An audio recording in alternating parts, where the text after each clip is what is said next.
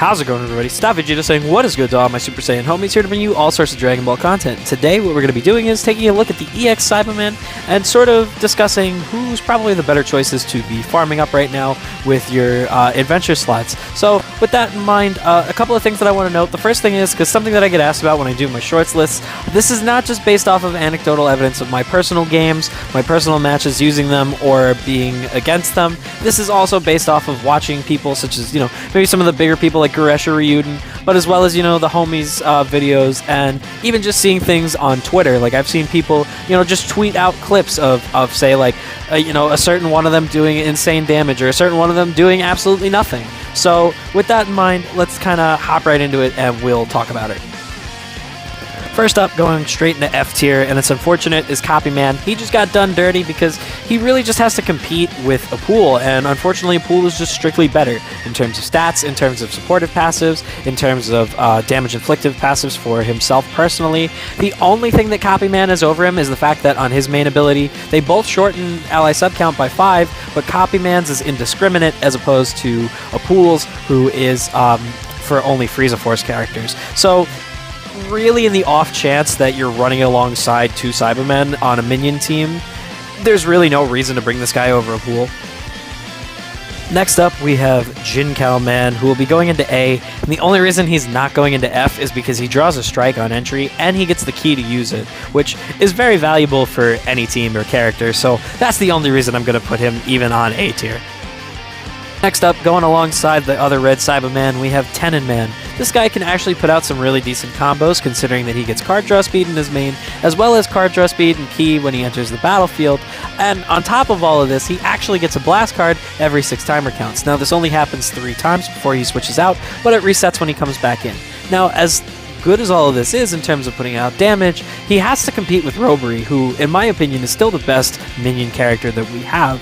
This guy offers the best defensive capabilities, some of the best defensive capabilities in the game, let alone for his team, given that not only does he have the endurance, but he has the ability to swap right back in when the opponent rising rushes, making Robbery, in my opinion, far more valuable of a character.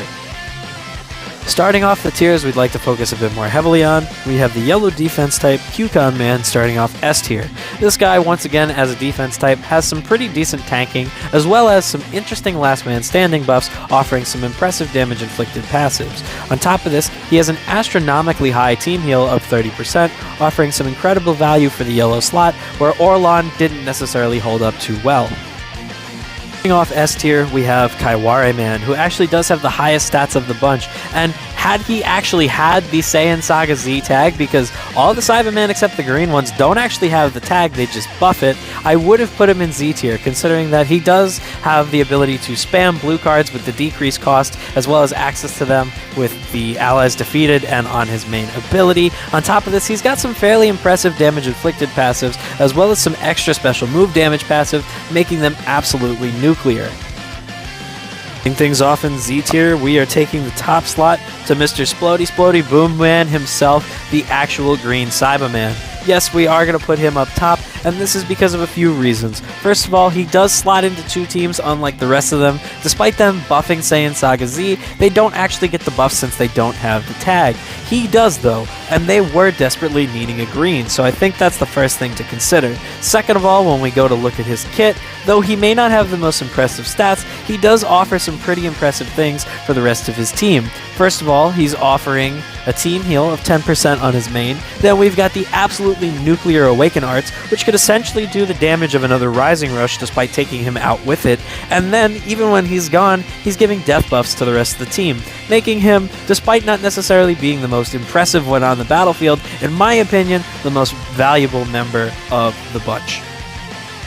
I hope this helps for someone to be able to prioritize which characters they may want to farm and not farm throughout this whole event, as I know that adventure slots aren't necessarily the easiest thing to come by, since Z medals and rare medals, the things that we use to purchase the keys, are not necessarily the easiest thing to come by and have other values as well. So hopefully this will allow you to use those slots wisely. Anywho, I will see you all in the next one. Peace out, have a good one, take care.